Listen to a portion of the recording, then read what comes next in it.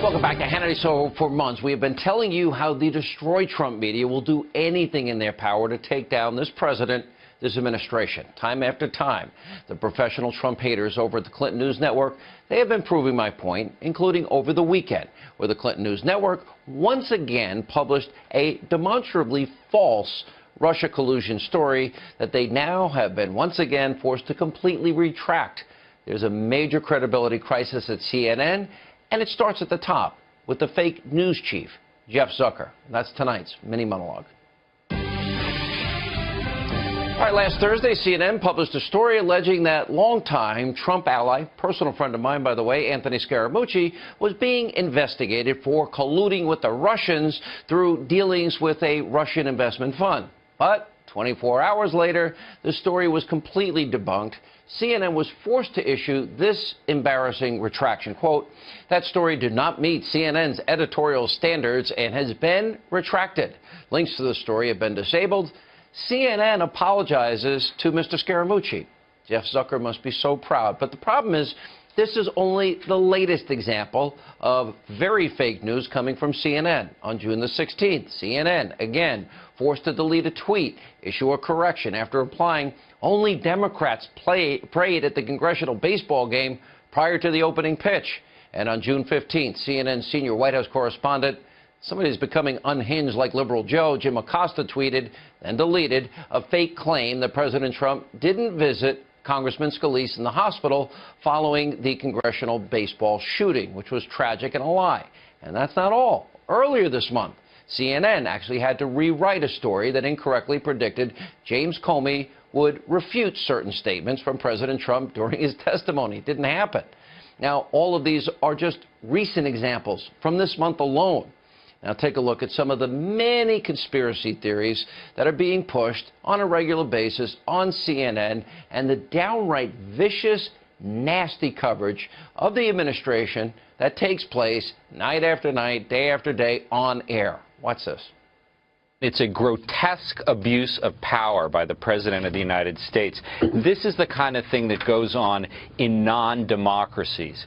At the dessert course, he gets 2 scoops of vanilla ice cream with his chocolate cream pie instead of the single scoop for everyone else. He's gained weight, according to these sources. He doesn't trust people around him. He's withdrawing.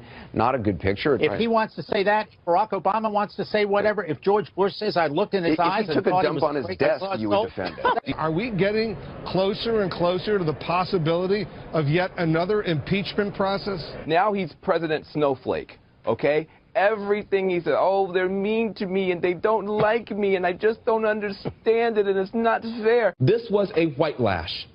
This was a white lash against a changing country. It was a white lash against a black president in part. Way beyond unbelievable. So why is CNN's president, Jeff Zucker, allowing this culture of biased, anti-Trump, fake news to thrive at his network? Now, as the Harvard-educated New York elite is so enraged with the election of President Trump that he's now committed to politically using a network to destroy the administration by any means necessary. By the way, Jeff, do you even care? If CNN has no credibility left, do you care? All right, so for months, the Destroy Trump media has been floating the conspiracy theories and pushing all kinds of unfounded accusations against President Trump and members of his administration. But guess what?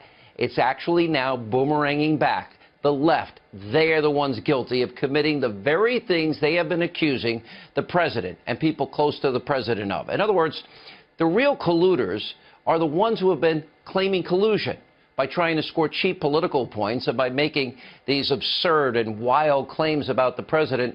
Democrats are actually now exposing themselves, leading themselves wide open. Now, the real fault for Russia's election interference now falls, guess what, at the feet of former President Obama.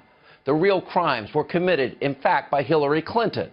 The real obstructor of justice is the former Attorney General, Loretta Lynch. The real Russia conspiracy is the Uranium One deal, and another one I'll explain tonight. And the real corrupt collusion is the relationship between the former FBI director, James Comey, and his BFF hiring every liberal Democrat he can, the special counsel, Robert Mueller. Let's start with Russia election meddling. Now, according to a brand new report, President Obama knew exactly what he was going through and what was going on during the election. He chose, starting in August of 2016, to do nothing. Now, President Trump spoke this morning about the stunning hypocrisy during an interview with Fox and Friends. Take a look. Well, I just heard today for the first time that Obama knew about Russia a long time before the election, and he did nothing about it. But nobody wants to talk about that. That the CIA gave him information on Russia a long time before they even, before the election. And I hardly see it. It's an amazing thing to me. In other words, the question is, if he had the information, why didn't he do something about it? He should have done something about it. But you don't read that. It's quite sad.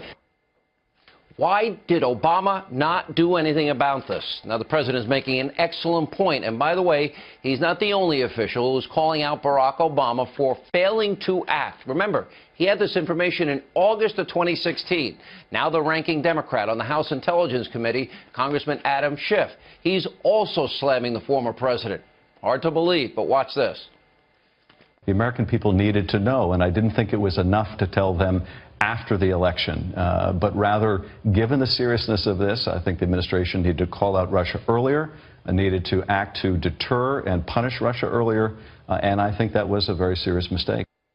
That's correct. We, the people, needed to know. So the real question tonight is, if President Obama knew what Russia was doing back in August of 2016, why didn't he act? Now, remember, Democrats have been claiming a Russia interference, which, for the record, didn't change actual vote tallies, according to every top government official who's testified. But they're saying it was so egregious that it threatened the very foundation of this country. Well, if that's the case, why did Obama stay silent? The answer we now know is simple. According to a report, the president didn't do any investigation because he actually thought Hillary was going to win. In other words, let me translate here. The only reason Russian interference in the story is a big deal is because Donald Trump won. Now, that's what the special counsel needs to be investigating tonight. Real collusion. Obama this time, defending Hillary, colluding so she'd win, and not rocking the boat. And by the way, that's why everyone should be freaking out about right now. And they are. Now, we need to know, what did President Obama know? When did he know it? And maybe he could come and clear up some serious questions. After all, it was Obama who promised to be more flexible with Vladimir. Remember this? With Medvedev, I'll have more flexibility after the election. This is my last election for you. Yeah. After my election, I have more flexibility. Yeah. And I transmit this information to Vladimir. Then tonight, there's actual crimes and actual felonies being committed. Well, we know Hillary Clinton. The evidence is overwhelming and incontrovertible as it relates to her email server. Democrats, to destroy Trump media for months, well, they've accused President Trump of breaking the law without any evidence, without any proof. Now, meanwhile, we have evidence of real crimes, and it's right in front of their faces and has been for a long time. Hillary Clinton broke the law by mishandling top secret, classified special access program information on her email server that she put in a mom and pop shop bathroom closet. James Comey said Clinton was, quote, extremely careless. Essentially, that's the same thing as what the law calls for, gross negligence.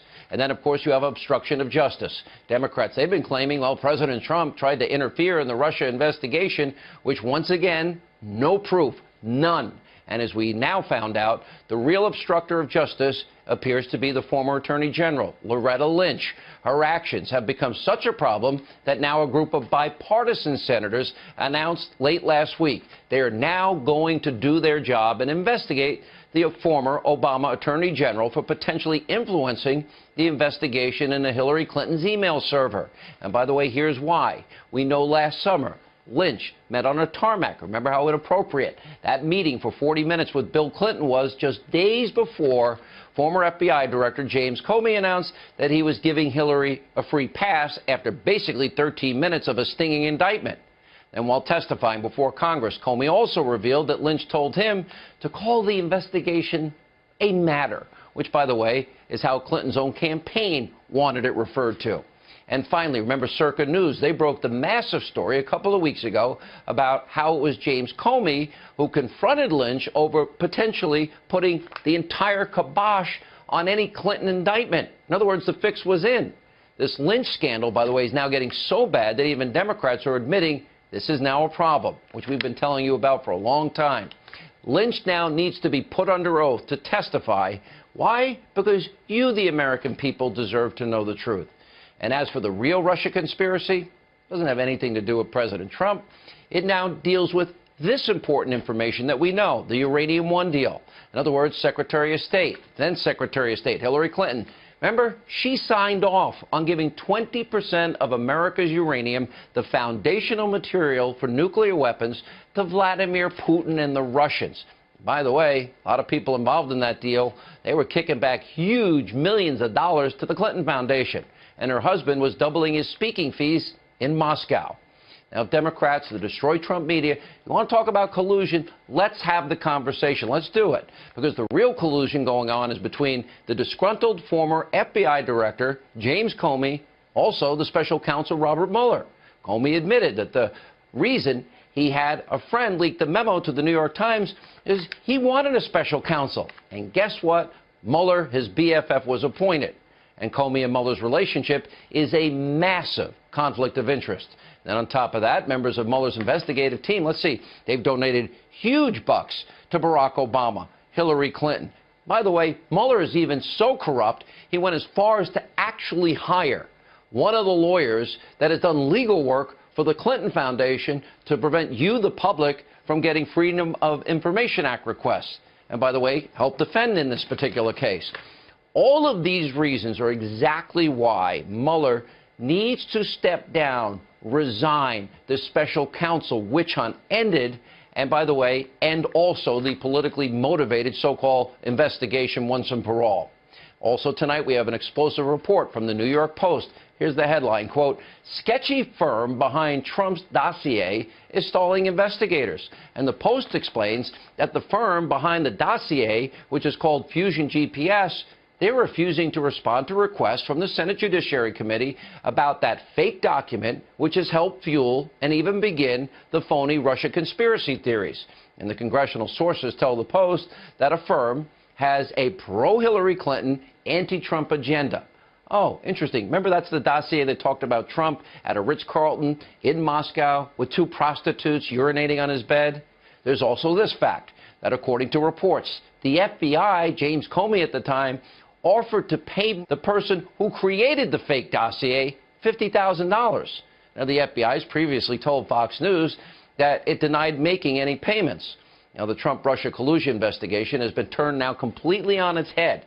We shouldn't be surprised if Democrats, if they start now, well, maybe we ought to let this all come to an end, because now they've opened the door for their own investigations and real trouble. We call it the boomerang effect. The Supreme Court, those are the people on the left there, just okayed a version of the travel ban. The gist, if you're from one of 6 countries with no connection to someone here, you can't come. It's a start. I'm okay with it. What I'm not okay with are the knee-jerks who call any part of this ban bigoted. If you're shrieking that this is somehow hateful, then it's an emotional and not an intellectual response. Because on paper, it's merely a pause that allows review of processing visa applicants from lawless lands. Although the ACLU calls it a Muslim ban, which is kind of weird considering the many Muslim-majority countries that are not on the list. Why conflate high-risk radicals with all Muslims? That's bigotry, ACLU, plain and simple. What's just as bad, those who criticize this pause without offering a single alternative but hugs and hashtags. It's my only question. Do you have anything better, or do you just like to complain? Those are 2 questions. Must be great to be in the media and shoot everything down because no one's driving vans into your well-protected building. So maybe we should ask, why a travel ban now? It's a reaction to inaction, the result of one party being more obsessed with Celsius than ISIS. And so this decision is just a start, just one tool in a set that's needed to fight terror.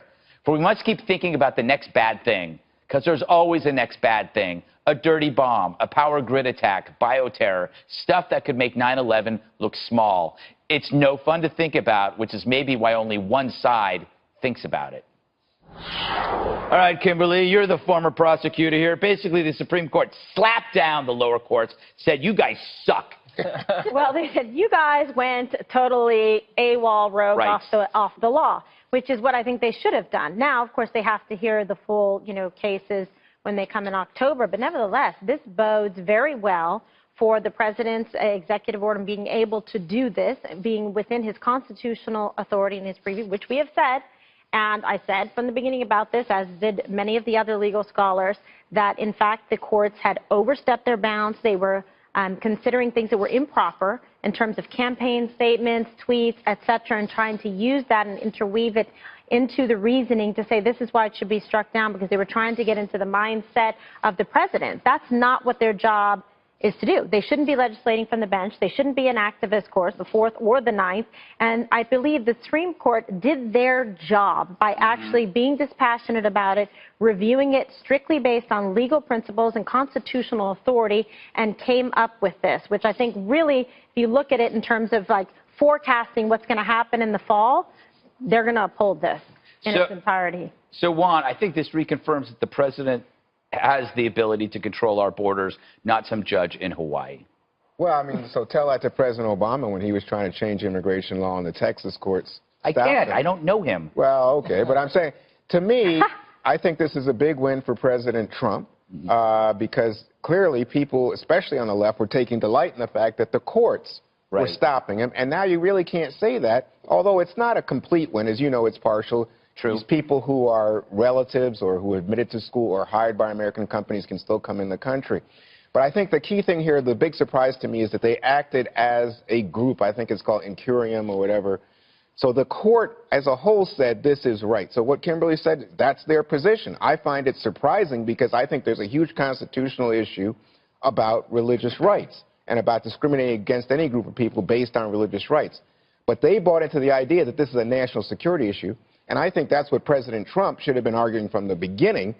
But now the court's saying, hey, okay, so if it's a national security issue, finish your review. You wanted 90 days, you got it. And I think they don't anticipate ever having to decide this case in the fall. Interesting. Because the time will be up already.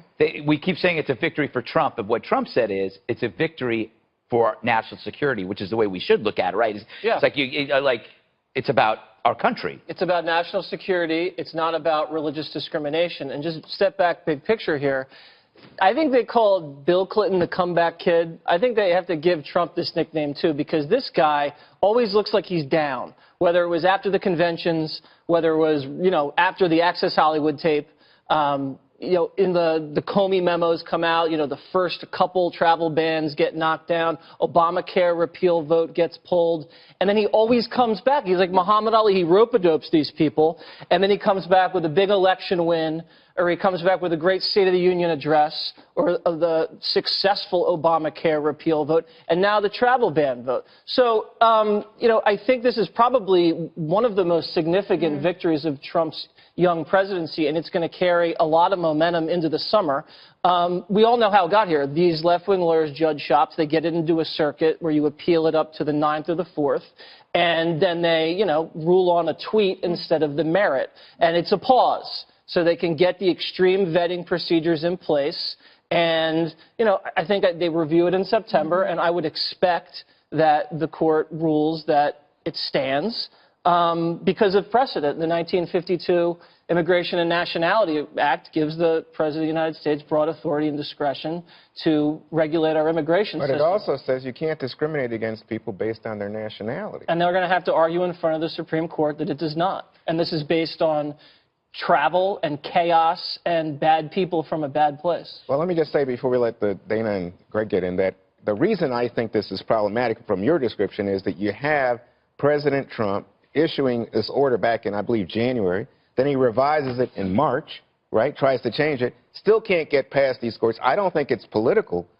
you think that the 4th and the 9th were just playing politics. I think people have legitimate concerns. Well, I believe it was political because it was all decided based on partisan ideology of the judges. Improper facts. I don't think that. Yes, it was. It was all based on party line votes, and I think if you want to inject votes in Richmond in the 4th Circuit. Yeah, absolutely. If you look at the breakdown, it was all party ideology, and if you want to inject ideology, conservative court. Ruth Bader Ginsburg, if she does the right thing, may have to recuse herself from hearing this because of all the hyper-partisan things she said about the president over the last year. All right, you know, Dana, this can't, I mean, we can call this a big victory, but if you only do this, that's not a good thing. My feeling is that this is not enough. It's a false sense of security if you just stop here and say, hey, yay, you got to do more. Well, you know, you said that President Trump said this is a victory for national security. I also think that it's a victory for institutional integrity. So the Supreme Court makes a decision and everyone goes, oh, okay, thank you for the clarity. This is what we needed. And I would hope that if it had gone against President Trump, that he would have said, okay, then back to the drawing board. Because there's very little trust in all of our major institutions anymore, but the Supreme Court being one of them. The other thing is that has held. The other thing I thought was interesting is that you have a signal from the newest Supreme Court Justice, Neil Gorsuch, in which he is saying, he basically would have thrown the whole thing out and said, the president has the authority to do it, and his executive orders are going to stand. That actually could be a significant precedent, not just for President Trump, but for future presidents to say that, okay, well, then I believe that I have that significance. The other thing on Ruth Bader Ginsburg and whether she recuses, as I understood today, and I had to be reminded, only Supreme Court justices can recuse themselves. Yeah, okay. The other thing is, I would say that the way this looks, I wouldn't make a big deal about Ruth Bader Ginsburg because if she goes their way, they'll be like, well, even Ruth Bader Ginsburg did it. Look at that. And if she doesn't, it doesn't matter because the majority opinion is going to be for the president. Yeah, they hope so. And it's also going to be moot. Because at this point, the president can declare victory. He can finish his extreme vetting proposal, get that policy set, and the Supreme Court has an artful dodge here, led by Supreme Court Chief Justice Roberts, to say, we're never going to have to deal with this, so let's give the president a win, and then we're going to split this baby and not worry about it in October. But based on the law. Right. Smart. Exactly. I always Don't feel bad single for her that out. baby. Everybody's trying to split a baby. Lay off the baby. Wouldn't it be great, though, if all sides competed for solutions? This is what drives me crazy about this whole topic. It's that you put forth an idea and then the other side says it's terrible. Where's your idea? And you see these debates, you know, you have nobody from the other side, and I mean Democrats or even progressives and liberals in general do not have any real ideas in national security except that they don't like your idea. Yeah, that's not true. What do you mean? Do we have a 2-year review for the refugees? 2 years? That's not a little thing. Well, maybe. To me, it's a little thing. Okay. I just think I'm interested to see what he considers more strict. But, I mean, the fact is, the United States and our intelligence agencies are not feckless. I mean, they want to stop bad guys from coming in. I'm just saying, let's not forget the frothing convulsion in the media and among liberals. They took to the street over the travel ban. Right. None of them have an alternative, is what I'm saying, other than yelling and screaming and, you know, soiling themselves. Anyway. Greg, just real quick, though, to me, really what the headline was of today was that it seemed to me that the High Court was more troubled by this kind of gross display of intervention by the lower courts than they were by the president aggressively using his constitutional authority here, because it was such an overreach and improper in terms of the means by which they decided this. So that should be a real lesson to the 9th and to the 4th, and to discourage forum shopping. They can chase it all the way they want to the west, left coast, but the law is the law, and it's going to prevail, and the Supreme Court's going to decide. And I'm glad that they're all there, you know, Ruth Bader Ginsburg too, because she joined in with them today. No need to single her out at all. Let it ride. You took the win. Be classy, like Dana said. There's a rumor that Justice Kennedy may be retiring. We heard that today. I doubt it. You don't think so? No. Nah. Well, if that happens, there is going to be riots in the streets, because right now the left, all they have is the courts. Yeah. They don't have the courts. Trouble. What do you wear when you retire from the Supreme Court? Because you're already wearing a robe. It's like when you go home. It'd be the perfect job for you. Yeah, you just start wearing suits at home. Shopping. Yes. Get some new clothes. I have a lot of black. Yes, that's all I have is black. Now, for news abuse, CNN's descent from news organization to political campaign is nearly complete. Last week, the channel published a story linking Trump ally Anthony Scaramucci to a Russia-controlled investment fund they said was being investigated by the Senate And yet on Friday, CNN had to apologize to Scaramucci, which they did. They retracted the story completely and admitted it did not meet CNN's editorial standards, and that's saying something. Tonight, 3 reporters who worked on the piece resigned their jobs. At least one of them, a guy called Eric Lichtblau, who was at the New York Times, had worked on another CNN piece earlier this month about Trump. That piece also turned out to be false. You remember it maybe, when CNN told us that Jim Comey, the former FBI director, was going to come before the Senate and contradict the president's claim that he was not under investigation. And Comey had told him so. That's what CNN told us. It turned out to be untrue, and provably so. Lichtblau helped write that one, too. He may go back to the New York Times, where he came from in April. We'll see. It's been 7 months, though, since Trump won the presidential election. Since then, precisely no evidence has emerged to support the claim that Trump somehow colluded with the Russian government in order to win the race. But you'd never know that from watching that channel, which has become home for conspiracists on the Russia question worldwide. Last February came yet another example. CNN produced a story accusing Trump associates of repeated contacts with Russian intelligence. That report turned out to be almost identical to a report by the New York Times that Jim Comey called out specifically for being grossly inaccurate. We could go on and on and on. Overall, 93% of CNN's coverage of the Trump administration has been negative. 93%. Idi Amin would get more balanced coverage. Anybody would. Fidel Castro certainly has. CNN, in other words, is no longer just a news organization. It is a campaign with a political mission run, not surprisingly, by a man named Jeff Zucker, who once expressed interest in running for office himself. Like any campaign, it is great at some things, pushing a message, hurting its opponents, and not so good at others, like reporting the news. This is a change. How did it happen? Cheryl? The High Court allowing key parts of the president's so-called travel ban to go forward, and in turn, knocking down the opinions from some of the most liberal lower courts in the country. The White House expected to proceed with its plan to temporarily block immigration from these 6 Middle Eastern countries with a history of terrorism. And just 2.5 months into the job, the man that President Trump put on the Supreme Court, Justice Neil Gorsuch, already making his presence felt in a big way, arguing he would have gone even further, enforcing the ban in full. Joining me now with his analysis of the day's big story, Judge Andrew Napolitano, Fox News senior judicial analyst. Good to see you again, Judge. Good to be with you, Shannon. We were together this morning. I know, when this broke. Live. We knew just a fraction about it of what we now know. Now we know much more about this and how it really is a win for the administration. Yes. On many points. We know that this was basically a compromise, but John Roberts, the Chief Justice, who's the master of these compromises, managed to bring, you ready for this, Ruth Bader Ginsburg on the same side as Donald Trump. If you had written a headline like that even a couple of weeks ago, no one would have believed you. But by carving out some unique exceptions to the travel ban for immigrants from the 6 countries who want to come here, who have relationships with persons or entities here, a job offer, admission to a university, a relative awaiting you, those people can come in through the ordinary route. They still have to go through the vetting that the Department of Homeland Security puts them through, but they don't suffer the automatic ban. But the rest of the automatic ban, that is, no one from those countries coming in here, the president has the power to do it, and the Supreme Court affirmed it, at least until October, when they hear formal oral arguments on this, and then we'll write a formal, lengthy opinion explaining the president's authority. Yeah, Professor Robbie George at Princeton, I don't know if you're familiar with him, but he had... A boyhood friend of mine. Yeah, so he had a great tweet this afternoon. He said these lower courts decided what they wanted to regarding Donald J. Trump's ban.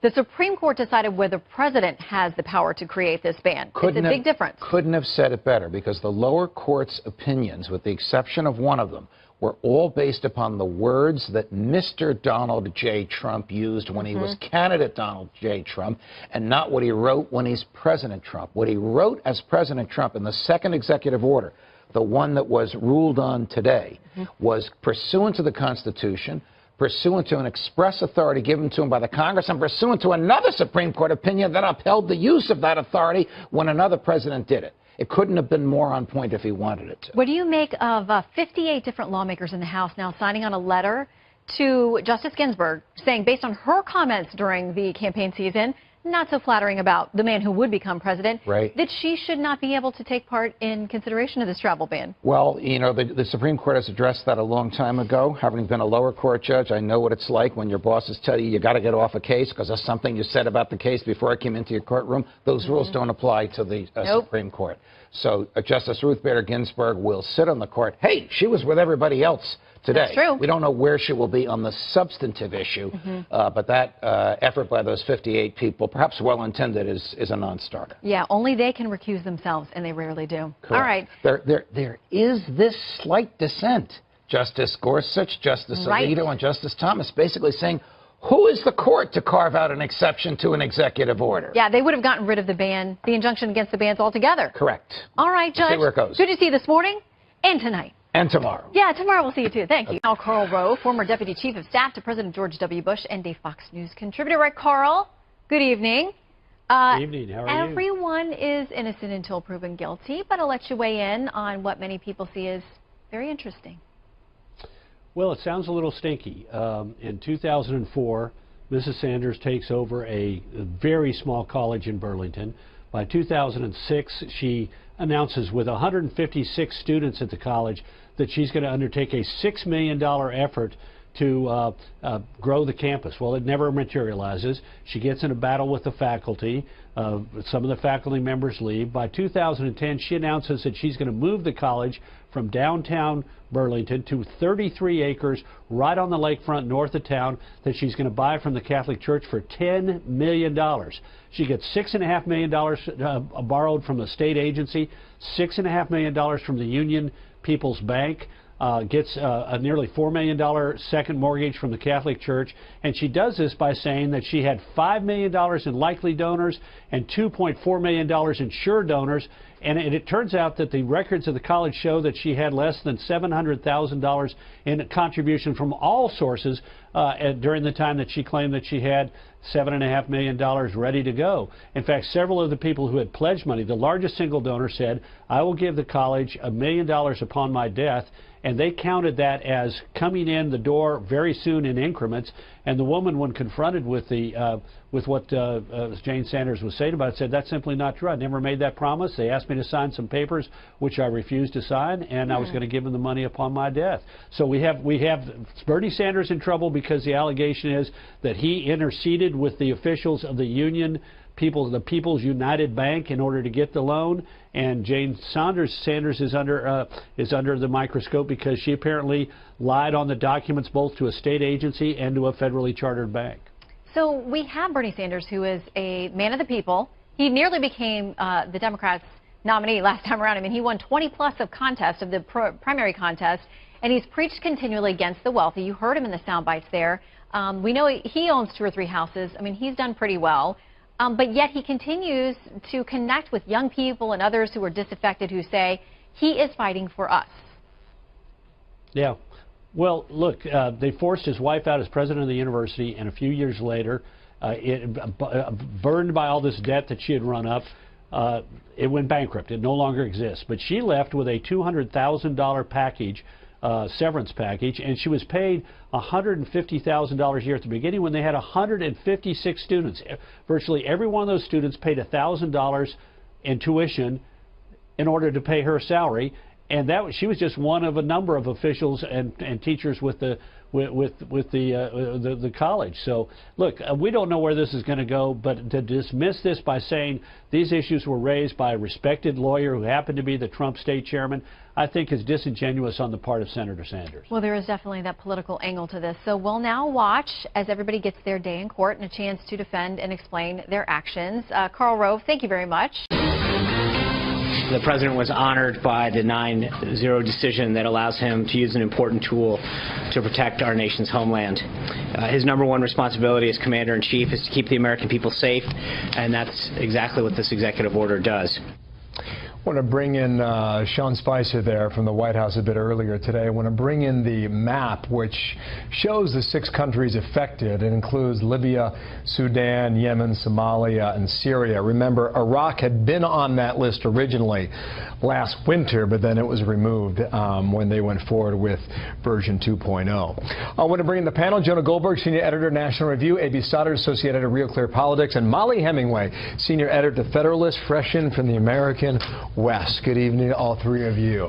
A White House victory here. Jonah, start. Yeah, no, I think that's absolutely right. This was politically a win and a vindication for Donald Trump and for the travel ban. But, you know, it was also a win for the plain letter of the law. Part of the reason why this was such a clear win for the White House is that the White House was just on the right side of a constitutional and legal argument. The president has plenipotentiary power to run immigration in the name of national security going back to the 1950s. It's not necessarily a constitutional power, although it is. It's a statute. And the Ninth Circuit Court opinion, I think the Fourth Circuit Court opinion, were just really bad and clearly very political decisions. And it would have been a huge mess if the Supreme Court had not clarified that the president, in fact, does have these powers. And at the same time, you know, it did trim back certainly some of the more expansive ideas of what this ban is supposed to be. You can't, people from these countries can come in, they just need to have a good reason. So the Constitution gives them the right to do it, but these other courts back in February and March, I mean, we were sitting here listening to them. They didn't think so much, Molly. Oh, but these rulings were kind of ridiculous. They weren't reading the plain letter of the law. They were going through Donald Trump's campaign tweets and trying to ascertain some deeper meaning, and that was very bad precedent to set. This idea that we can judge Donald Trump differently than we judge all other political leaders. So this was a very important win. But I also want to point out that this was an important win for religious liberty today, and a big reason why a lot of people voted for Donald Trump was for the Supreme Court to protect religious liberty. There was the huge case Trinity Lutheran. There's also the news that they're going to take up a very important case about free expression when it comes to the cake baker in Colorado. So just in general, this was a good day for Donald Trump. Let me read the statement, A.B., and you can react to it on screen for our viewers. Today's unanimous Supreme Court decision is a clear victory for our national security. This from the president earlier today. As president, I cannot allow people into our country who want to do us harm. My #1 responsibility as commander-in-chief is to keep the American people safe. Today's ruling allows me to use an important tool for protecting our nation's homeland. I'm also particularly gratified that the Supreme Court's decision was 9-0. A.B. Well, I think it was definitely a victory for the president. It doesn't really tell us what will happen when they consider this in full in the fall, but it looks good. Most importantly, it was policy victory, and it was a validation of policy.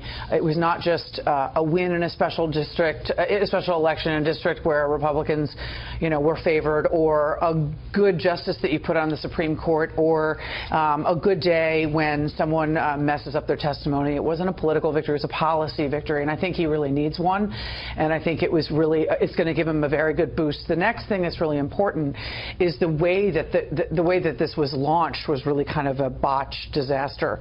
So it's an opportunity to show some competence, and if they're organized and ready to reimpose this ban and do it effectively over the days and weeks to come, this will be another also a sort of a separate victory for him in terms of their governance and their collective organization, in contrast to the way that it went in January. We know it's a 72-hour rollout now, which was not the case originally. No, that's right. And there is a certain amount of, I think, Chief Justice Roberts kicking the can down the road by doing it this way. It upholds this thing in principle, but as A.B. says, by the time this actually gets there, the 90 days will be up. Who knows what the official policy will be?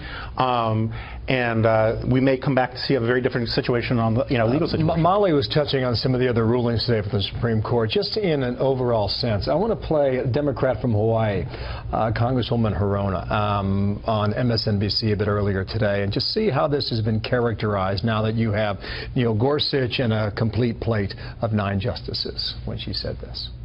Neil Gorsuch, who I did not support as a Supreme Court justice, he's joined 2 of the most conservative justices, Clarence Thomas and Alito, on the court to take the position that the entire injunction should have been lifted. This is like the 3 horsemen of the apocalypse, and they're waiting for the 4th one to come along so that they can go on their trend toward what I call extremism. Here we go on day 1. That's some loaded answers. 3 horsemen of the apocalypse. apocalypse and what I call extremism. Is this the way this is going to go, Molly? Yeah, well, that certainly does sound like some extreme rhetoric in response to these decisions that we saw today, which in fact showed quite a few justices really focusing on constitutional jurisprudence. It was a great and exciting day for Gorsuch watchers. People knew from his record that he was a strong constitutionalist, but just to be able to see him in action was key. One of the things that I thought was really interesting is that he wanted the court to actually protect Second Amendment freedoms, or to hear a Second Amendment case that they decided not to, which was very unfortunate for people who care about Second Amendment issues. So you have free expression issues in the First Amendment, Second Amendment issues, and then you also have his position on this travel ban, all very comforting to people who are hoping for a good justice for a long time to come. Do we get the sense the court changed today, A.B.? Well, I think, again, I mean, I don't think we can read into, the numbers are good for Trump, but I don't think we can read into what this is going to mean going forward. I mean, I think that it's, you know, there might be some surprises. Kennedy's not retiring. Everyone is hoping that would happen. But I think it's going through a transition.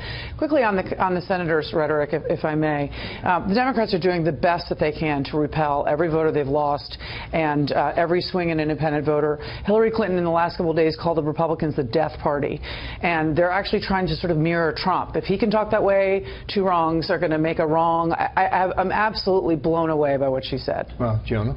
You know, I think that's right, and I guess we'll have an opportunity to get back to the Democrats in the next panel. But I think you can. Well, no, I agree entirely with A.B. I think of the apocalypse. Well, no, the rhetoric of the Democrats in the last couple, particularly on the health care stuff, is so outrageous. And so disproportionate. You know, they're basically saying that any attempt to do entitlement reform is murder, is tantamount to murder now. But I just wanted to say on the question about the Supreme Court, you know, I was reading Gorsuch's decision today on the religious liberty case and in terms of the Trinity Church, and one of the things he demonstrated is that he might be as entertaining and as good a writer as Scalia. And people forget that Scalia's role in the court wasn't just as a conservative vote, it was also as this great expositor of conservative ideas. He sort of provided sort of intellectual light shows that captured the people's attention and that framed the debate. And Gorsuch gives a hint that he may be as good as that as Scalia. He was billed that way, and so you're saying that he... And it's very rare that conservative appointees actually pan out to be what they were billed for. And speaking of rhetoric, one of the other issues that's interesting, that travel ban issue implicitly recognizes that the government has a likely win on that, but a lot of people are calling for Justice Ruth Bader Ginsburg to recuse herself because she was so outspoken against that ban and against President Trump during the campaign specifically related to that. So it'll be interesting to watch that and see whether she does recuse or whether it even matters. It was a 120-day temporary ban where the administration wanted to pull back from these now 6 countries, A.B. And now we may not have a decision on this for 10, 11 months down the road. Well, I mean, as Jonah said, the timeline is going to expire. I think it still validates his policy today, and I think he's going to take the victory that he has today. Whether or not, look, they haven't even begun the extreme vetting that they promised. This is not a perfect situation, but this is a policy victory for Donald Trump. He should take what he gets. Okay.